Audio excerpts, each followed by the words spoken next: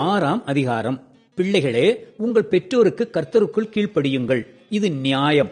உனக்கு நன்மை உண்டாயிருப்பதற்கும் பூமியிலே உன் வாழ்நாள் நீடித்திருப்பதற்கும் உன் தகப்பனையும் உன் தாயையும் கனம் பண்ணுவாயாக என்பதே வாக்குத்தத்தமுள்ள முதலாம் கற்பனையாயிருக்கிறது. பிதாக்களே, நீங்கள் உங்கள் பிள்ளைகளை கோபப்படுத்தாமல் கர்த்தருக்கேற்ற சிட்சையிலும் போதனையிலும் அவர்களை வளர்ப்பீர்களாக.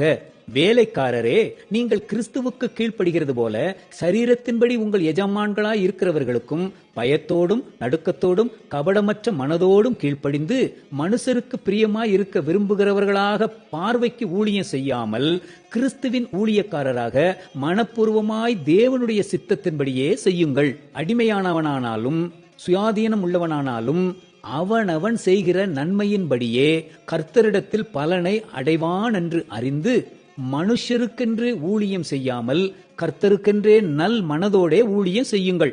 எஜமான்களே, அப்படியே நீங்களும் வேலைக்காரருக்கு செய்ய வேண்டியவைகளை செய்து அவர்களுக்கும் உங்களுக்கும் எஜமானனானவர் பரலோகத்தில் இருக்கிறார் என்றும் அவரிடத்தில் பட்சபாதம் இல்லை என்றும் அறிந்து கடும் சொல்லை விட்டு விடுங்கள்.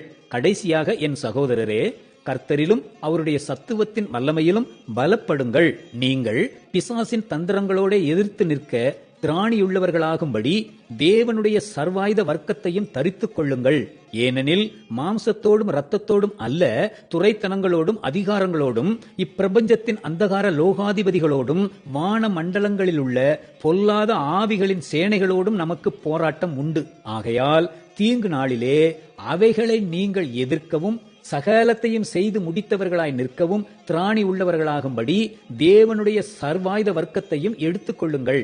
சத்தியம் என்னும் கச்சையை உங்கள் அறையில் கட்டினவர்களாயும் நீதி என்னும் மார்க்கவசத்தை தரித்தவர்களாயும் சமாதானத்தின் சுவிசேஷத்திற்குரிய ஆயத்தம் என்னும் பாதரட்சையை கால்களிலே தொடுத்தவர்களாயும் பொல்லாங்கன் எய்யும் அக்கினியாஸ்திரங்களை எல்லாம் அவித்து போடத்தக்கதாய் எல்லாவற்றிற்கும் மேலாக விசுவாசம் என்னும் கேடகத்தை பிடித்துக் கொண்டவர்களாயும் நில்லுங்கள்.